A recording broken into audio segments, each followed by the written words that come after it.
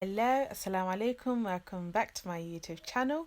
What's cooking is Ira's Kitchen today. Today, I'll be showing you guys how to make tiramisu, a favorite, a Somali and an Italian classic dessert. Maanta waxaan barayaa sida loo sameeyo dessertka loo yaqaano tiramisu. So waxaan isku dareynaa 250 gram or mascarpone cheese. I'm using low fat, you can use full fat, that's absolutely fine. Farmaajadan waxaa ka heli kartaa any supermarket, and make sure that your mascarpone is cold. And then we're going to use 3 cups of full double cream, so full fat double cream. You can use low fat, just it depends on your preferences, but I'd recommend full fat. So waxaa isku daray 3 koob oo caanaha culus loo yaqaano double cream, asina any supermarket ka heli kartaa. Kadib 5 daqiiqo suqas. Now I've got a disclaimer, my Italian friends, do not come for me. I know this is not the authentic way to make it, but it's the easiest way, and I promise you I will go for the easiest way to make this. Marka si fudud waaye.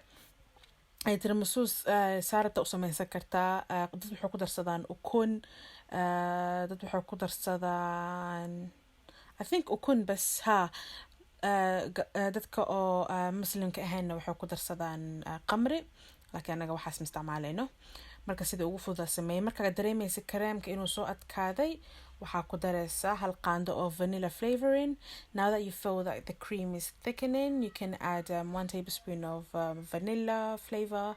And then this is completely optional. Waxaa ku daray caanaha gasaca ku jiro oo condensed milk loo yaqaano 1 koob ah. Haddii uu caanahan haysanin dhib male, waxaa ku darsan kartaa 1 koob oo sokor ah.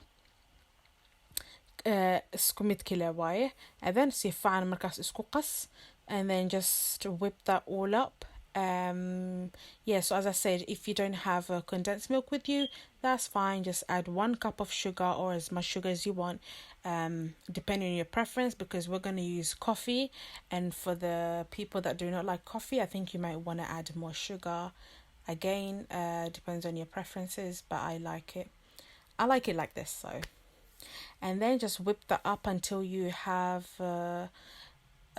thick consistency. Make sure that it's not too thick. Don't over whip your cream.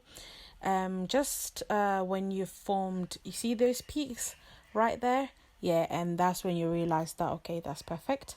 And then the reason why we don't over whip is because we will end up, when you're applying it onto the Lady Fingers later, it will be really difficult to apply all over. It's going to be a bit too hard. As you can see, that's perfect. Now we're going to prepare our coffee. Coffee is important. And then now, as you can see, I'm using 3 tablespoons of coffee granules. You can use any type of coffee of any strength. Depends on you again. And then I've added 2 cups of hot to warm. It's like lukewarm water. So waxaa isku daraya hadda 3 qaando oo kafee ah. Kafee budadiisa iyo 2 koob oo biyo qandac ah. waxyarna kulul qiiqa ayuu bani sheegin biyo qandac u ahay. And yeah, so weel saxan camal ah ku shubo sidoo hadhow kugu fududaado biskutka marka isticmaalaysid. And then I'm using ready-made store-bought Lady Fingers or Tiramisu biscuits. I don't know what else they're called, to be honest. But biscuitku waxaa isticmaalaya oo loogu talagalay tiramisuga, asana supermarket ku yaala. Dad badan waxay u kasayaan umalaya Lady Fingers.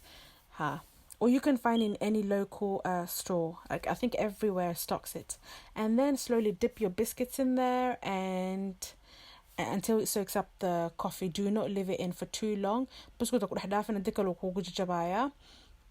kadib weelka marka biscuitka ku dhajisid, kareemka qaybta ugu horeysa marinaysa. You can make as much layers as you like, but I'd prefer 2 layers. And then smother the cream all over. And then now we're going to start with the second layer, and we're just going to keep doing the same thing. I think I was about to say something, but I forgot. Tiramisu is one of those easy desserts to make. Like martiqaad qabtid when you have gatherings, or just when you miss something, coffee but I drink coffee every day 3 times a day. That was unnecessary information. And then just smother the rest of the cream. Now, this part is kind of optional. What I like to do is put some of the cream in a piping bag and the rest all over this, and then slowly pipe small dots around just to give it that look. But you don't have to do this. You can just put everything on top and then smoothen it out, and then voila, you have your dessert. أنا مركا خيبتن سمينا سان وكلها فكرتا أذو كريم كأنهم كوذا شبتي حديك هلا أنا عمل أعطاهي أو نبجعل وحكو شو بكرتا piping bag كدب وحير كور كجر كدب سان ونبعي or do whatever design you like. أذوك وحرنتها. Seriously, it doesn't matter. And yeah, do you guys realize how easy this is? It's literally one of the fastest things to ever make. Like, but my family are not big fans of tiramisu, so I made this for YouTube. So make sure you give this a big like and don't forget to subscribe. Look how funny those look. And then, as you can see, I'm sprinkling some cocoa powder all over. You can sprinkle hot chocolate if you want, hot chocolate powder, or anything you like. If this is too bitter for you, وحاكو بالبلي powder or cocoa أو شوكولاتة ذا أو متخرر واي هدار تدو استعمالي كرتا الشوكولاتة كدب فرنجير كجلي كان مركا قف مرتقادة محاسمين زي ما تسمي سنة ست وحافي عن أسن أهول مرسل سدو فرنجير كوجرو. Tiramisu tastes better when it's set in the fridge.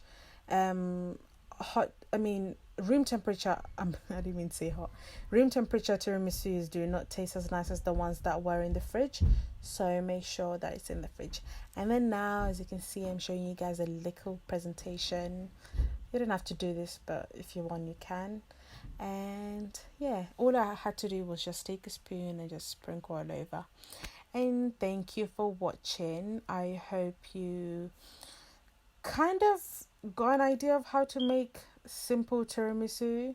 Literally, I think took 4 to 5 ingredients and it was not too difficult. Don't forget to like, subscribe, and don't forget to follow me on all my social medias. And the recipe will be in the link down below, in the description down below. Okay, I'm gonna have to get used to that. And thank you so much. See you soon. Bye bye.